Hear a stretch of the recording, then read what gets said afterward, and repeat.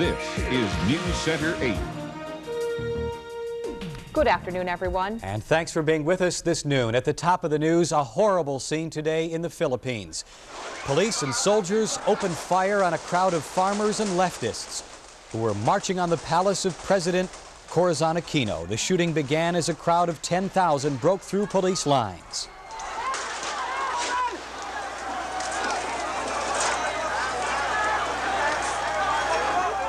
At least 12 protesters lie dead in the bloody streets of Manila when the shooting was over. 100 others have bullets in them and are being treated at hospitals. The soldiers had orders to shoot into the air, but a general said they were caught flat-footed by the surging crowd. Peace talks between the government and the communists who were part of this demonstration have immediately broken off. President Aquino called this a tragedy. The protesters had been demanding land reforms. It is standing room only at the Palace Civic Center in downtown Lorain. Some 2,000 USX steelworkers are packing the hall for a nuts and bolts explanation of the new contract they will soon be voting on. The international union officials began the meeting at 10:30 this morning. It is expected to last a couple more hours. Under the terms of the new contract, USX will face some restrictions on contracting out work to cheaper non-union labor. Among the concessions for workers, the loss of $2 per hour in wages and benefits, and the loss of close to 200 workers at the Lorain plant. While many Lorain workers are said to be against the new pact, the 33,000 steel workers nationwide are expected to overwhelmingly accept its terms.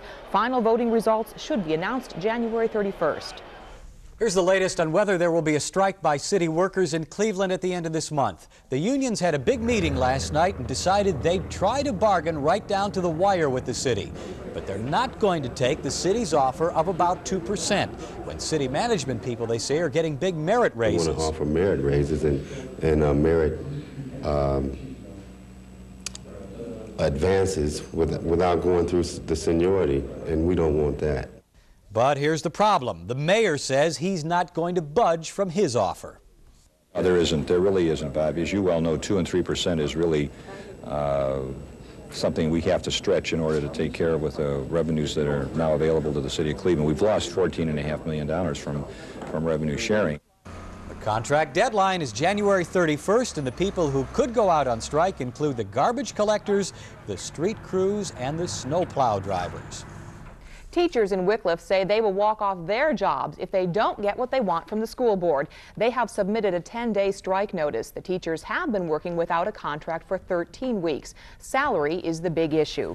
And a big issue facing school officials all across the state is a new no pass, no play rule. It would place tougher academic requirements on high school students taking part in extracurricular activities. News Center 8's Wayne Dawson takes a look at the proposed rule. Well, we'd have to buckle down a little bit. We'd have to study a little harder.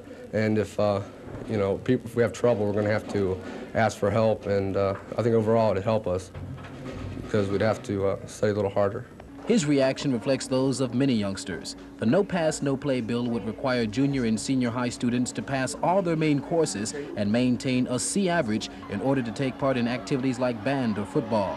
Currently, students need only maintain a D average to remain eligible for sports, with no academic requirements for other extracurricular activities.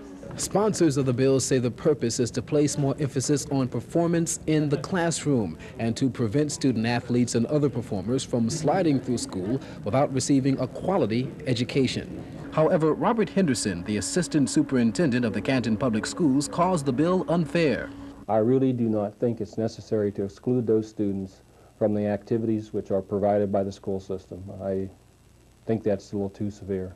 Although critics agree classroom performance is of ultimate importance, they say the bill would penalize those who can least afford it. There are some people who aren't good students. And as an educator, again, we'd like to have a student do the best he can do. Well, sometimes the best they can do is not a C average or not A-B work. Sharkey said it's possible some students deemed academically ineligible would eventually drop out of school.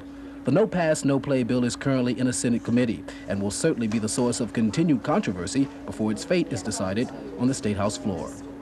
Wayne Dawson, News Center 8, Barberton. In health and consumer news, the FDA is warning couples about a deceptive gender test. And Rick is here to tell us why and who is marketing it. Well, Lori, the product is called Gender Choice and it costs $49.95. Now, the problem with the so-called gender kit is that it doesn't work. The Food and Drug Administration is warning couples who plan on having kids to stay away from the product called Gender Choice because the company that markets the product never received the required evaluation and approval of the FDA. The government agency calls it a gross deception of the consumer since it claims to help parents choose the sex of their child. The company, ProCare of Englewood, New Jersey, says it will still issue the kits under the label of Gender Choice Information Kit. A disease once thought of as on the decline here in the U.S. is in some areas reaching epidemic proportions. Tuberculosis, or TB, is on the rise in the U.S. Medical experts say AIDS victims, the homeless, and immigrants from areas of the world where TB is still prevalent are contributing to the increase in cases. Experts are calling for all AIDS victims to be tested for the highly contagious disease. TB is spread through the air by infected droplets, but healthy people usually don't get it after exposure. New York City reports a 42% hike in TB cases over a 2-year period. Another disease is also on the rise, breast cancer in women. The American Cancer Society says 1 in 10 women in the U.S. will develop the disease at some point in their lives. The increase in cases is due in part to the larger number of older women in the population. They are traditionally the group at highest risk. Also, doctors say more women are undergoing tests, which leads to early detection. And in most cases, the disease is caught early, or if caught early, victims can lead a normal life after that. The Cancer Society says 130,000 women will develop breast cancer in 1987. Coming up in our Focus Report today, the calcium controversy and women. How much is enough to protect yourself from osteoporosis, and can calcium supplement pills do the job? We'll take a look at how much you need and when you should take calcium to prevent bone loss later in life. A Focus Report when we come back to the Consumer Center. Laurie? Thanks, Rick. And still to come on News Center 8, a hijacker for a hostage. That's the trade West Germany is asking for. And medical researchers have learned more than they were asking for. Another startling new report on AIDS when the news continues.